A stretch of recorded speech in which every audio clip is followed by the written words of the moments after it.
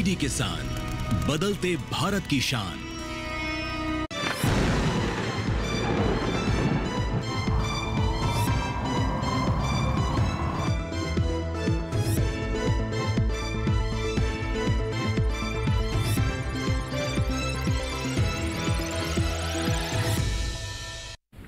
नमस्कार, दूरदर्शन किसान पर आप सभी का बहुत स्वागत है। आप देख रहे हैं मौसम खबर। मैं हूं आपके साथ पुलकित शुक्ला। मौसम खबर में आज हम जानेंगे कहां होगी बारिश, कहां कैसा रहेगा तापमान, वायु गुणवत्ता कैसी रहेगी, पर्यटन स्थलों पर कैसा रहेगा मौसम। लेकिन शुरुआत करेंगे हम मौसम के लिहाज से 5 बड़ी खबरों से। मौसम के लिहाज से अलग अलग राज्यों में 5 बड़ी खबरें क्या हैं, इसके बारे में आपको जानकारी देते हैं। विदर्भ की बात करें, कुछ इलाकों में भारी बारिश को लेकर रेड अलर्ट जारी किया गया है। विदर्भ के मौसम के लिहाज से ये बड़ी खबर है। पश्चिमी मध्य प्रदेश की अगर हम बात करें, कहीं कहीं भारी बरसात की उम्मीद पश्चिमी मध्य प्रदेश में लगाई गई है। मौसम के लिहाज से पश्चिमी मध्य प्रदेश को लेकर ये बड़ी खबर। बात गुजरात की करें, जहां पर कहीं कहीं मूसलाधार बरसात की संभावना बताई जा रही है। साथ ही अगर हम बात करें मराठवाड़ा की, तो कहीं कहीं जोरदार बरसात की संभावना मराठवाड़ा में बताई गई है। मौसम के लिहाज से ये भी बड़ी खबर, यहाँ पर सावधानी बरतें। असम की बात करें, कहीं कहीं भारी बरसात की संभावना असम को लेकर बताई जा रही है। तो असम के मौसम के लिहाज से भी बड़ी खबर है। इन सभी राज्यों में आप अपनी मौसम के लिहाज से अपने सावधानियां बरतें। आगे बढ़ते हैं और आपको बताते हैं कि अरब सागर में दबाव बनने के कारण चक्रवाती तूफान असना आ गया है। इस असना तूफान को लेकर भारतीय मौसम विज्ञान विभाग ने कुछ खास बुलेटिन जारी किया है। इस बुलेटिन में क्या कुछ विशेष बातें हैं, आइए एक बार नजर डाल लेते हैं। मौसम विज्ञान विभाग ने अरब सागर में स्थित चक्रवाती तूफान असना की मौजूदा स्थिति को लेकर एक बुलेटिन जारी किया है, जिसके अनुसार यह तूफान अब कमजोर हो रहा है। हालांकि इसके प्रभाव से गुजरात, महाराष्ट्र और कर्नाटक के तटों पर अगले 24 घंटे के दौरान 30 से 40 किलोमीटर प्रति घंटे की रफ्तार से हवाएं चलने की संभावना है। वहीं दक्षिण ओडिशा, उत्तर आंध्र प्रदेश और दक्षिण छत्तीसगढ़ में अगले 2 दिनों के दौरान भारी बारिश हो सकती है, जिससे कुछ क्षेत्रों में बाढ़ का खतरा भी हो सकता है। इस दौरान उत्तर आंध्र प्रदेश और दक्षिण ओडिशा के तटों पर 40-50 किलोमीटर प्रति घंटे की रफ्तार से हवाएं चल सकती हैं।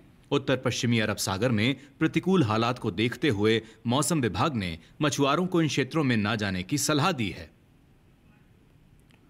तो जिन क्षेत्रों में अलर्ट है और जहां के लिए गाइडलाइन जारी की गई है, उन क्षेत्र के लोग विशेष रूप से सावधानी बरतें। और अगर आप उस क्षेत्र से बिलोंग करते हैं तो आप जरूर अपना ध्यान रखें। आगे बढ़ते हैं मौसम खबर में, अपने अगले सेगमेंट का रुख करेंगे, जिसमें आपको बताएंगे मौसम अलर्ट के बारे में क्या कुछ खास जानकारी है, किन राज्यों में मौसम के लिहाज से क्या कुछ अलर्ट है, कहाँ आपको सावधान रहना है, कहाँ आपको नजर बना के रखनी है। आप मेरे पीछे भारत का नक्शा देख रहे हैं, अलग अलग राज्यों को अलग अलग रंगों से दर्शाया गया। तो आइए जान लेते हैं कि किन राज्यों को लेकर क्या सावधानियां आपको बरतनी है। बात करते हैं सबसे पहले चेतावनी वाले क्षेत्रों की। तो विदर्भ की बात करें तो यहाँ पर आपको चेतावनी जारी की गई है। गरज चमक के साथ तेज बारिश होगी और तेज हवाओं चलने की संभावना बताई जा रही है। अब बात करते हैं सावधान रहने वाले क्षेत्रों की। पश्चिमी मध्य प्रदेश, गुजरात, मराठवाड़ा, तेलंगाना, असम और मेघालय की बात करें तो कुछ क्षेत्रों में तेज हवाएं चलेंगी, कुछ क्षेत्रों में मूसलाधार बारिश की संभावना बताई गई है। यहां पर सावधानी बरतें। बात करें उत्तराखंड, पूर्वी राजस्थान, कच्छ, सौराष्ट्र, मध्य महाराष्ट्र, उत्तर कर्नाटक, तटीय कर्नाटक, लक्षद्वीप, केरल, अंडमान निकोबार, मिजोरम, त्रिपुरा, मणिपुर, नागालैंड, अरुणाचल प्रदेश, झारखंड, उड़ीसा, छत्तीसगढ़, पूर्वी मध्य प्रदेश, बिहार, तटीय आंध्र प्रदेश की बात करें तो यहाँ पर नजर बना के रखने। कुछ क्षेत्रों में तेज हवाएं चलेंगी, कुछ क्षेत्रों में मूसलाधार बारिश है और कहीं पर गरज चमक के साथ तेज बरसात होने की संभावना है। बाकी क्षेत्रों की अगर हम बात करें तो वहां पर कोई अलर्ट जारी नहीं किया गया है। अब बात करते हैं मौसम पूर्वानुमान की, यानी आने वाले 24 से 48 घंटों के भीतर बरसात को लेकर तमाम राज्यों में क्या कुछ अलर्ट रहने वाला है, कहां ज्यादा बरसेंगे बादल, कहां कम बरसात होगी। आप मेरे पीछे भारत का नक्शा देख रहे हैं। हिमाचल प्रदेश, पंजाब, चंडीगढ़, हरियाणा, पूर्वी उत्तर प्रदेश की बात करें तो कई जगह पर बरसात की उम्मीद बताई गई है आने वाले 24 से 48 घंटों के लिहाज से। उत्तराखंड, पश्चिमी उत्तर प्रदेश, दिल्ली के कुछ हिस्सों की बात करें, लद्दाख, लेह, जम्मू कश्मीर, श्रीनगर, गिलगित की हम बात करें, अनेक जगह बरसात आप देख पाएंगे आने वाले 24 से 48 घंटों के भीतर। बरसात को लेकर इन राज्यों में कुछ इस प्रकार से माहौल आपको देखने को मिलेगा आने वाले 24 से 48 घंटों के भीतर। अगर आप इन राज्यों में हैं तो अपना विशेष ख्याल रखें। असम, मेघालय, नागालैंड, मणिपुर, मिजोरम, त्रिपुरा की बात करें तो अधिकतर जगह बरसात को लेकर संभावना जारी की गई है आने वाले 24 से 48 घंटों के लिहाज से। अरुणाचल प्रदेश, उप हिमालय, पश्चिम बंगाल, सिक्किम की बात करें, अनेक जगह बारिश है। गांगे, पश्चिम बंगाल, बिहार, झारखंड, उड़ीसा की बात करें, कई जगह बरसात आप देखने को मिल सकती है आने वाले 24 से 48 घंटों के भीतर। दक्षिण भारत की बात करें, अंडमान निकोबार और साथ ही साथ केरल, लक्षद्वीप की हम बात करते हैं, अधिकतर जगह बरसात को लेकर संभावना जारी की गई है। साथ ही साथ तमिलनाडु, पुडुचेरी की अगर हम बात करते हैं तो कहीं कहीं बारिश है। रायलसीमा, भी दक्षिण कर्नाटक की बात करें, कई जगह बरसात है। तटीय आंध्र प्रदेश, तेलंगाना, भी उत्तर कर्नाटक की बात करें, अनेक स्थानों पर बारिश आपको देखने को मिल सकती है। साथ ही साथ विदर्भ, मराठवाड़ा, मध्य महाराष्ट्र, कोंकण, गोवा, दमन और दीव, गुजरात की बात करें, अधिकतर जगह बरसात आपको देखने को मिलेगी आने वाले 24 से 48 घंटों के भीतर।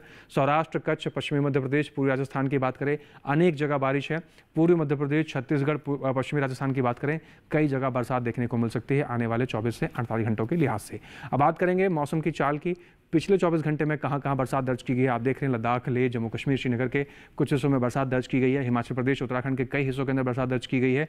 पंजाब, चंडीगढ़, हरियाणा, दिल्ली के कुछ हिस्सों में बरसात दर्ज की गई है।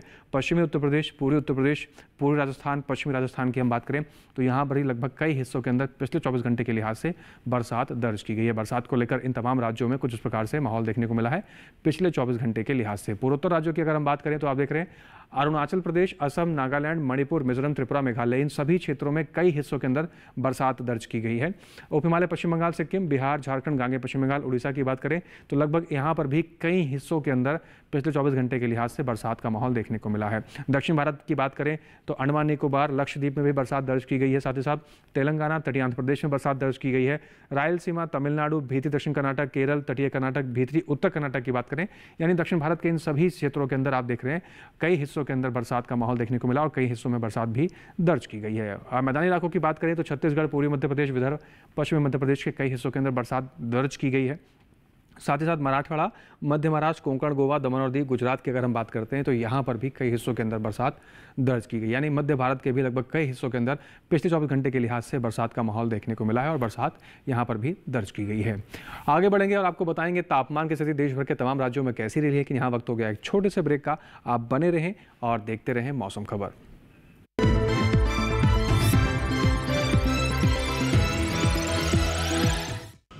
छोटे किसानों की शक्ति, कोऑपरेटिव की शक्ति और भारतीय नस्ले पशुओं की शक्ति मिलकर एक अलग ही ताकत रखती है। इस ताकत को बढ़ाने और डेयरी के विकास में जुड़े पशुपालकों, तकनीशियनों व डेयरी सहकारी समितियों को प्रोत्साहित करने के उद्देश्य से पशुपालन एवं डेयरी विभाग दे रहा है राष्ट्रीय गोपाल रत्न पुरस्कार, जिसमें इस बार से पूर्वोत्तर क्षेत्र को भी शामिल किया जा रहा है। आवेदन के लिए awards.gov.in पर जाएं या अपने नजदीकी कॉमन सर्विस सेंटर, पशु चिकित्सालय या पशुपालन और डेयरी विभाग से संपर्क करें।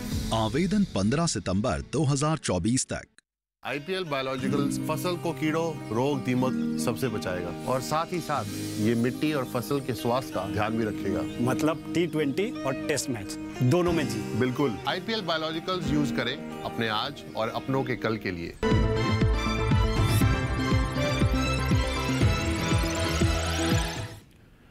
ब्रेक के बाद एक बार फिर से आप सभी का स्वागत है। आप देख रहे हैं मौसम खबर। मौसम खबर के इस हिस्से में अब हम बात करेंगे देश भर के तमाम राज्यों में तापमान की स्थिति कैसी रही, कहां पर अधिकतम तापमान क्या दर्ज किया गया और कहां पर न्यूनतम तापमान का क्या हाल रहा, इसके बारे में आपको जानकारी देंगे। तो शुरुआत करते हैं और जानते हैं तापमान का हाल। सबसे पहले बात करेंगे अधिकतम तापमान की। आप देख रहे हैं लद्दाख, लेह, जम्मू कश्मीर, श्रीनगर, गिलगित, हिमाचल प्रदेश, उत्तराखंड की अगर हम बात करें तो यहाँ पर अधिकतम तापमान 5 डिग्री सेल्सियस सामान्य से ज़्यादा की स्थिति में दर्ज किया गया है। बात करें बिहार की और पूर्वी उत्तर प्रदेश की तो यहाँ पर भी आप देख रहे हैं अधिकतम तापमान 5 डिग्री सेल्सियस सामान्य से ज़्यादा की स्थिति में दर्ज किया गया है। आगे बढ़ते हैं, कुछ और राज्यों पर नज़र डाल लेते हैं। विदर्भ और छत्तीसगढ़ की अगर हम बात करें तो यहाँ पर अधिकतम तापमान 3.1 से 5 डिग्री सेल्सियस सामान्य से ज़्यादा की स्थिति में अधिकतम तापमान दर्ज किया गया है। बात करें दक्षिण भारत की तो आप देख रहे हैं तेलंगाना, तटीय आंध्र प्रदेश और रायलसीमा की अगर बात करें अधिकतम तापमान यहाँ पर 5 डिग्री सेल्सियस सामान्य से कम की स्थिति में दर्ज किया गया है। साथ ही अगर हम बात करते हैं भीतरी उत्तर कर्नाटक की तो यहाँ पर जो तापमान की स्थिति रही वो 3.1 से 5 डिग्री सेल्सियस सामान्य से कम की स्थिति में दर्ज की गई है। आगे बढ़ते हैं और बात करते हैं सबसे अधिक तापमान की। तमिलनाडु के मदुरै में सबसे अधिक तापमान दर्ज किया गया 38.6 डिग्री सेल्सियस, सबसे अधिक तापमान पूरे देश में यहीं पर दर्ज किया गया है। अब बात करेंगे न्यूनतम तापमान की स्थिति के बारे में। आप देख रहे हैं उत्तराखंड, पश्चिमी उत्तर प्रदेश और पूर्वी उत्तर प्रदेश की बात करें, न्यूनतम तापमान 1.6 से 3 डिग्री सेल्सियस सामान्य से ज़्यादा की स्थिति में दर्ज किया गया है। तो न्यूनतम तापमान का हाल कुछ प्रकार से देखने को मिला। साथ ही बिहार, पूर्वी मध्य प्रदेश और उड़ीसा की अगर हम बात करते हैं, न्यूनतम तापमान यहाँ पर 3.1 से 5 डिग्री सेल्सियस सामान्य से ज़्यादा दर्ज किया गया है। पूर्वोत्तर राज्यों की बात करें, असम, मेघालय की न्यूनतम तापमान 1.6 से 3 डिग्री सेल्सियस सामान्य से कम की स्थिति में दर्ज किया गया है। तो न्यूनतम तापमान का हाल सामान्य से कम देखने को मिला। साथ ही साथ तटीय आंध्र प्रदेश की अगर हम बात करते हैं तो यहाँ पर न्यूनतम तापमान 1.6 से 3 डिग्री सेल्सियस सामान्य से कम की स्थिति में दर्ज किया गया है।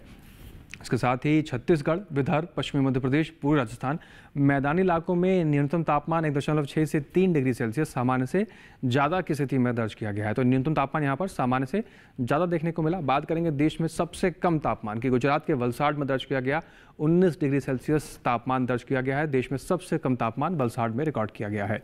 इसके अलावा देश के बाकी हिस्सों में अधिकतम और न्यूनतम तापमान की क्या स्थिति रही, आइए एक बार उस पर भी नजर डाल लेते हैं।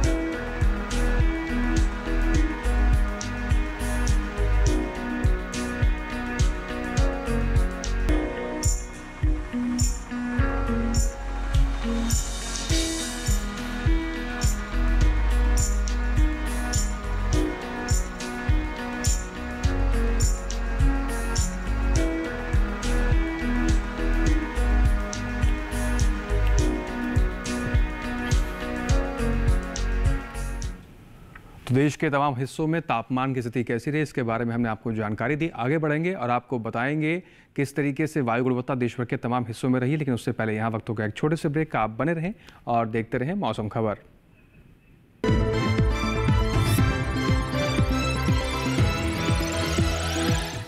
जल्दी करो यार, प्लीज जल्दी। दूसरा कोई मैच है क्या?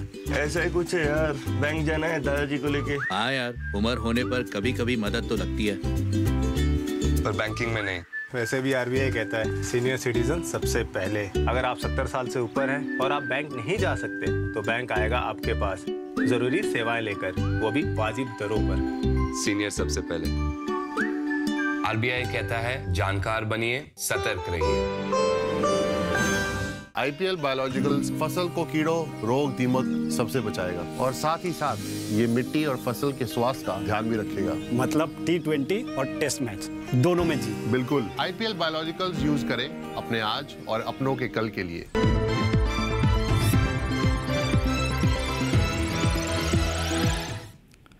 ब्रेक के बाद एक बार फिर से आप सभी का स्वागत है। आप देख रहे हैं मौसम खबर। मौसम खबर में आगे बढ़ते हैं और बात करते हैं देश भर के तमाम राज्यों में वायु गुणवत्ता की स्थिति के बारे में। किस राज्य में वायु गुणवत्ता कैसी दर्ज की गई है, इसके बारे में आपको जानकारी देते हैं। तो आइए शुरुआत करते हैं और जान लेते हैं वायु गुणवत्ता का हाल देश भर के तमाम राज्यों में कैसा रहा। सबसे पहले बात करेंगे राजधानी दिल्ली की। गुणवत्ता सूचकांक 168 दर्ज किया गया है, जो कि संतोषजनक की श्रेणी में दर्ज की गई। वायु गुणवत्ता राजधानी दिल्ली की संतोषजनक रही। बात करें पुणे की, गुणवत्ता सूचकांक 38 दर्ज किया गया है, यानी वायु गुणवत्ता पुणे की बहुत अच्छी श्रेणी में दर्ज की गई है। इसके साथ ही बात करते हैं मुंबई की। गुणवत्ता सूचकांक 38 दर्ज किया गया। मुंबई की भी वायु गुणवत्ता बहुत अच्छी श्रेणी में रही है। इसके साथ ही बात करते हैं कोलकाता की। गुणवत्ता सूचकांक 73 दर्ज किया गया है। वायु गुणवत्ता कोलकाता की अच्छे की श्रेणी में दर्ज की गई है। आगे बढ़ते हैं और रुख करते हैं लखनऊ का। गुणवत्ता सूचकांक 129 दर्ज किया गया। लखनऊ की वायु गुणवत्ता संतोषजनक की श्रेणी में दर्ज की गई है। साथ ही बात करें पटना की। गुणवत्ता सूचकांक 186 दर्ज किया गया। पटना की भी वायु गुणवत्ता संतोषजनक की श्रेणी में दर्ज की गई है। साथ ही बात करें हैदराबाद की। गुणवत्ता सूचकांक 47 दर्ज किया गया है। वायु गुणवत्ता हैदराबाद की बहुत अच्छी श्रेणी में दर्ज की गई है। साथ ही अब बात करते हैं अहमदाबाद के बारे में। गुणवत्ता सूचकांक 54 दर्ज किया गया। वायु गुणवत्ता अहमदाबाद की अच्छे की श्रेणी में दर्ज की गई है। इसके साथ ही नजर डालें अगर बेंगलुरु पर, गुणवत्ता सूचकांक 32 दर्ज किया गया है। वायु गुणवत्ता बेंगलुरु की भी बहुत अच्छी श्रेणी में दर्ज की गई है। अब बात करते हैं पर्यटन पूर्वानुमान की। भारत के प्रमुख पर्यटन स्थलों पर आने वाले 4 दिनों में मौसम की स्थिति कैसी रहेगी। शुरुआत करेंगे जम्मू कश्मीर के गुलमर्ग की। आप देख रहे हैं सोमवार, मंगलवार, बुधवार, गुरुवार चारों ही दिन गरज चमक के साथ तेज बरसात को लेकर संभावना जारी की गई है। अधिकतम तापमान 12 डिग्री सेल्सियस से लेकर 14 डिग्री सेल्सियस तक जा सकता है। न्यूनतम तापमान 9 डिग्री से लेकर 10 डिग्री सेल्सियस के आसपास बना रहेगा। लेकिन चारों ही दिन यहाँ पर गरज चमक के साथ तेज बरसात की संभावना जारी की गई है। गुलमर्ग जाने की आप तैयारी कर रहे हैं तो इस प्रकार के मौसम और तापमान की स्थिति को आप मद्देनजर रख के आगे की तैयारी कर सकते हैं। हिमाचल प्रदेश के धर्मशाला की बात करें, सोमवार, मंगलवार गरज चमक के साथ तेज बरसात को लेकर अलर्ट है। बुधवार, गुरुवार फिर से यहाँ पर बारिश होने की संभावना बताई गई है। अधिकतम तापमान 29 डिग्री सेल्सियस से लेकर 30 डिग्री सेल्सियस तक जा सकता है आने वाले 4 दिनों के भीतर। न्यूनतम तापमान तापमान की बात करें तो 19 डिग्री सेल्सियस से लेकर 20 डिग्री सेल्सियस तक न्यूनतम तापमान की स्थिति जा सकती है आने वाले 4 दिनों के भीतर। और चारों दिन धर्मशाला में भी बरसात को लेकर संभावना जारी की गई है। उत्तराखंड के गंगोत्री की बात करें, सोमवार, मंगलवार, बुधवार, गुरुवार चारों दिन आप देख रहे हैं बादल छाए रहेंगे, हल्की फुल्की धूप खिलने के आसार बताए गए हैं कुछ क्षेत्रों के अंदर। अधिकतम तापमान की अगर हम बात करें 5.6 डिग्री सेल्सियस से लेकर 7.4 डिग्री सेल्सियस तक अधिकतम तापमान जा सकता है। न्यूनतम तापमान की अगर हम बात करें तो 1.6 से लेकर 3.3 तक न्यूनतम तापमान की स्थिति जाने की संभावना बताई जा रही है आने वाले 4 दिनों के भीतर। राजस्थान के जोधपुर की बात करें, सोमवार, मंगलवार, बुधवार, गुरुवार चारों दिन गरज चमक के साथ तेज बरसात को लेकर अलर्ट जारी किया गया है जोधपुर में। अधिकतम तापमान की बात करें 28 डिग्री सेल्सियस से लेकर 37 डिग्री सेल्सियस तक अधिकतम तापमान जाने की संभावना है। न्यूनतम तापमान की बात करें तो 25 से 26 डिग्री सेल्सियस तक न्यूनतम तापमान जाने की संभावना बताई जा रही है जोधपुर में। और चारों दिन जोधपुर के अंदर गरज चमक के साथ तेज बरसात को लेकर अलर्ट है। पूर्वोत्तर राज्यों का रुख करें, जिसमें अरुणाचल प्रदेश के तवांग जाने की आप तैयारी कर रहे हैं तो सोमवार को बरसात को लेकर अलर्ट है।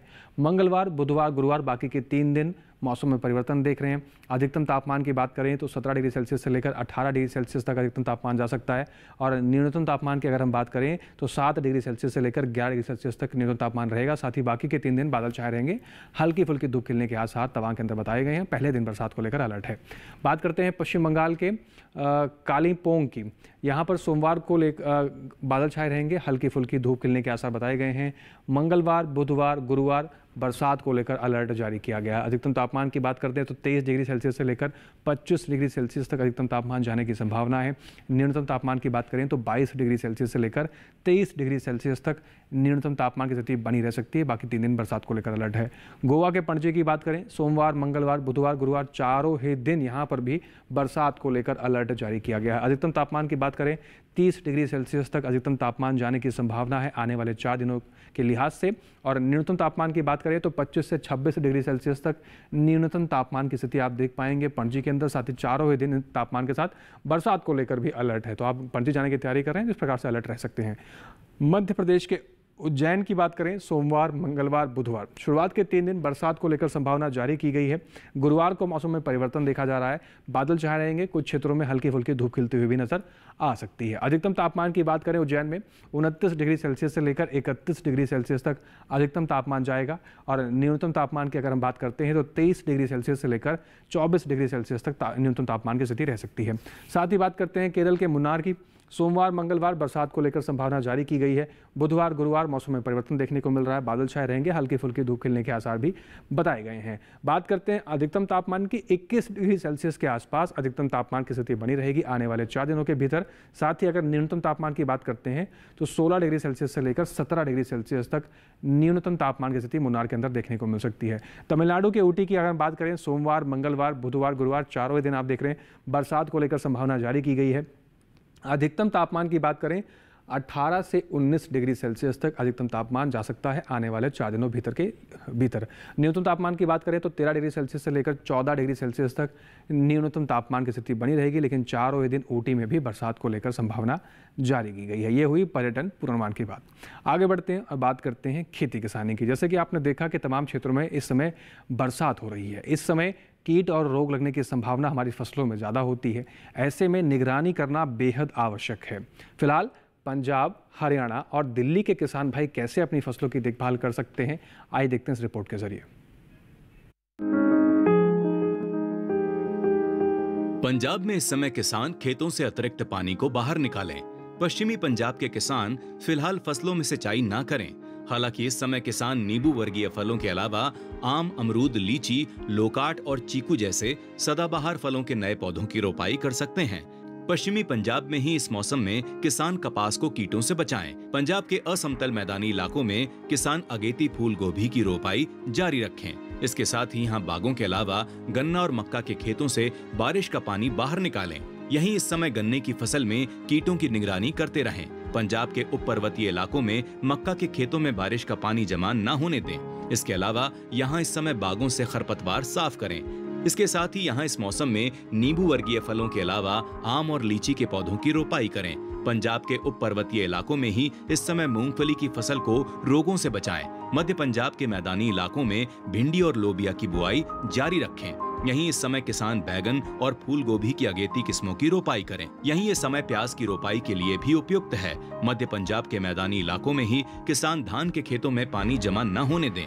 खेतों में पानी पूरी तरह से सूख जाने के 2 दिन बाद सिंचाई करें, लेकिन इस बात का विशेष ध्यान रखें कि खेतों में दरारें न पड़ें। मध्य पंजाब के मैदानी इलाकों में ही फलों के पौधों या बागों के आसपास से बारिश का पानी बाहर निकालें।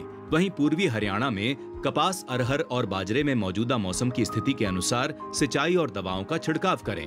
इसके साथ ही यहाँ कपास में सफेद मक्खी की नियमित निगरानी करते रहें। वहीं दिल्ली के किसान दलहन के खेतों और सब्जियों की नर्सरी में उचित जल निकासी बनाए रखें। इसके साथ ही यहाँ बैगन, टमाटर, मिर्च, फूल गोभी और पत्ता गोभी की रोपाई करें। दिल्ली में ही तैयार खेतों में प्याज के पौधों की रोपाई करें। चलिए आगे बढ़ते हैं, बात करते हैं आज की फसल की। मशरूम एक ऐसी फसल है जिसकी लोकप्रियता बहुत तेज़ी से बढ़ी है और इसकी लोकप्रियता ने ही भारत की कृषि क्षेत्र में व्यावसायिक खेती की नींव रखी है। मशरूम की खेती को लेकर किन बातों का आपको विशेष रूप से ध्यान रखना चाहिए, आइए देखते हैं इस रिपोर्ट के जरिए। मशरूम, जिसे खुम्ब भी कहा जाता है, स्वाद और पौष्टिकता से भरपूर है। इसमें काफी मात्रा में प्रोटीन पाया जाता है। अलग अलग मौसम के हिसाब से इसकी कई किस्में मौजूद हैं। खासकर उत्तर भारत के मैदानी इलाकों में सफेद बटन मशरूम, शिटाके मशरूम, धान पुआल खुम, ऑयस्टर मशरूम और दूधिया मशरूम की खेती की जाती है। अलग अलग किस्मों के कारण ही अब साल भर मशरूम की पैदावार संभव हो पाई है। एक रोचक बात यह है कि गर्मी के मौसम में पैदा होने वाला दूधिया मशरूम भारत की ही देन है। दूधिया मशरूम को फरवरी से अप्रैल तक बोया जा सकता है। इसके अलावा शिटाके मशरूम को सितंबर से फरवरी के बीच बोया जा सकता है। ऑयस्टर को ढींगरी मशरूम भी कहा जाता है। इसकी खेती लगभग पूरे साल की जा सकती है। मशरूम की बुआई के लिए कंपोस्ट तैयार किया जाता है। कंपोस्ट गेहूं के भूसे या धान के पुआल, गेहूं या धान के चोकर, ammonium sulphate, urea, potash, gypsum और शीरे से तैयार किया जाता है। भूसा 1 साल से अधिक पुराना और बारिश में भीगा नहीं होना चाहिए। इस तरह तैयार कंपोस्ट की 8 से 10 इंच की परत ट्रे या थैलियों में भर दी जाती है। बटन मशरूम के कवक जाल की वृद्धि के लिए 22 से 25 डिग्री का तापमान और 80 से 85% नमी होनी चाहिए। बोने के लिए हवादार और तापरोधी मशरूम घर बनाया जाता है, जिसके भीतर तापमान और जरूरी नमी को बनाए रखा जा सके। मशरूम घर का फर्श पक्का होना जरूरी है। 1 वर्ग मीटर क्षेत्रफल में औसतन 8 से 10 किलो मशरूम की उपज होती है, जो 100 किलो कंपोस्ट में 6 से 8 हफ्तों में प्राप्त होती है। तुड़ाई के बाद मशरूम को बहते पानी में धोकर तुरंत 5 डिग्री सेंटीग्रेड पर ठंडा कर लेना चाहिए। इसकी पैकिंग 200 ग्राम या 500 ग्राम के थैलों में की जाती है। मशरूम की फसल बहुत तेजी से बढ़ती है और इसलिए बाजार का इंतजाम बेहद आवश्यक है। और हाँ, जंगली मशरूम और खाने वाली मशरूम अलग अलग होती हैं, इसलिए मशरूम के लिए नजदीकी कृषि विज्ञान केंद्र या कृषि विश्वविद्यालय से ट्रेनिंग जरूर लें। तो अगर आप मशरूम की खेती करते हैं तो बताई गई बातों का विशेष रूप से आप ध्यान रखेंगे। अच्छा उत्पादन भी मिलेगा, आपकी कमाई में भी बढ़ोतरी आप देख पाएंगे। इसके साथ ही आज के मौसम खबर में बस इतना ही। मौसम खबर में दिखाई गई सभी जानकारियों को आप डीडी किसान के यूट्यूब चैनल पर भी देख सकते हैं। आपको करना बस इतना है, टेलीविजन स्क्रीन पर दिखाए जा रहे QR कोड को स्कैन कीजिए और सीधा डीडी किसान के यूट्यूब चैनल पर पहुँच जाएंगे और मौसम खबर में दिखाई गई किसी भी जानकारी को कहीं भी किसी भी वक्त बैठकर आप देख सकते हैं। उम्मीद करते हैं कि मौसम खबर में दिखाई गई सभी जानकारियों से किसान भाइयों को लाभ हो रहा होगा। फिर से हाजिर होंगे मौसम से जुड़ी तमाम जानकारी को लेकर इसी समय इसी चैनल पर। तब तक के लिए हमें दीजिए इजाज़त। नमस्कार।